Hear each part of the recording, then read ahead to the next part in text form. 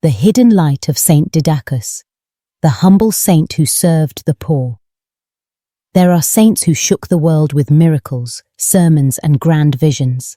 And then there are saints who said almost nothing, yet their quiet lives became a hymn of love that still echoes through the centuries. One of those silent lights is Saint Didacus of Alcalá, a man the world might have ignored, but heaven never forgot. Didacus was born in a small village in Andalusia, Spain, around the year 1400. His family was poor. His hands were rough from farm work, but from a young age, something stirred deep inside him, a longing not for wealth or fame, but for simplicity and for God. As a boy, he would often retreat to the hills near his village. There, in the quiet, he would gaze at the sky and whisper prayers. While others dreamed of trade or adventure, Didacus dreamed of silence, of being alone with the one who knew his heart. When he grew older, he joined the Third Order of St. Francis, not as a priest, but as a lay brother. He had no theological training, no degrees. His role was simple: to cook, to clean, to tend the sick, to serve. But he did these things with such love that people began to see something divine in his presence. Didacus was sent to a remote hermitage where he lived in poverty and prayer. He worked the land, shared bread with travelers, and offered gentle words to those burdened by sorrow. Later, his superiors sent him to the Canary Islands as a missionary helper. It was a harsh place, hot, disease-ridden, and full of conflict. But Didacus, though uneducated, had a rare gift. He loved people exactly as they were. He cared for the sick with his bare hands, washed the wounds of lepers, and prayed for peace between the Spanish settlers and the native Guanches. Witnesses said that wherever he went, the atmosphere seemed to soften. Even the most hardened hearts began to open. His presence was like the sound of gentle rain on parched soil, quiet, healing, and life-giving.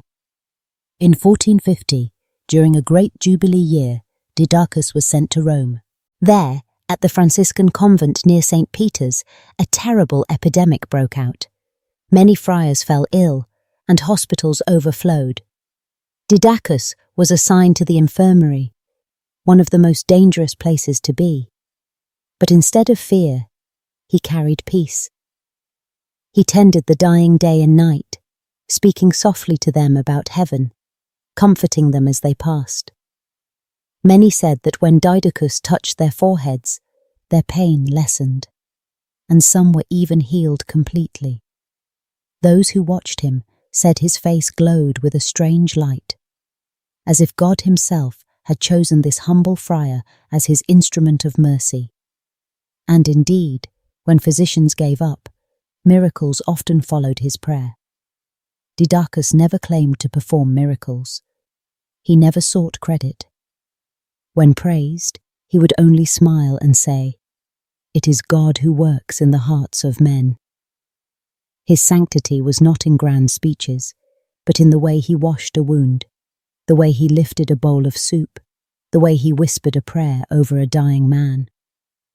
After years of hidden service, he returned to Spain.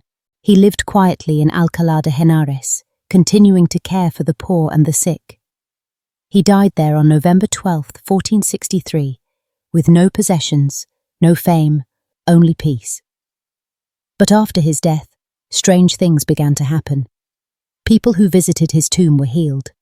Fragrant scents filled the air, and the sick who touched his garments found relief. Soon, his humble name spread across Spain, then the world. More than a century later, Saint Didacus was canonized by Pope Sixtus V. In his honor, a small mission in California was named San Diego. That city, now known worldwide, bears the name of a man who never sought recognition, only love. Saint Didacus teaches us something the modern world often forgets. Holiness doesn't always shout. Sometimes it simply serves. We often think to change the world, we must be powerful, educated, or visible. But God's power often moves through the unnoticed, the ones who clean, who comfort, who forgive in silence. The hidden saints who may never write books or lead crowds, but who turn ordinary moments into encounters with divine love. There's a beauty in such humility, a power in stillness that the world cannot measure. Because when love becomes small enough to fit into a single act of kindness, that's when it becomes infinite. Today, few people remember Saint Didacus's face or words, but millions say his name every time they speak of the city of San Diego.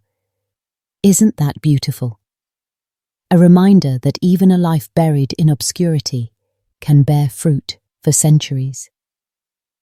Saint Didacus reminds us that holiness is not about being seen, but about seeing Christ in every face, in every need, in every act of service. So tonight, as you listen to this story, ask yourself, where in my life can I serve quietly? Whose pain can I touch with compassion? Can I love even when no one sees? The world needs not just loud heroes, but gentle souls, people whose light shines quietly through their faithfulness, their kindness, their peace. Like Saint Didacus, may we become hidden lights, burning softly, faithfully, for the love of God. Because in heaven's eyes, it is often the quiet hearts that make the loudest music.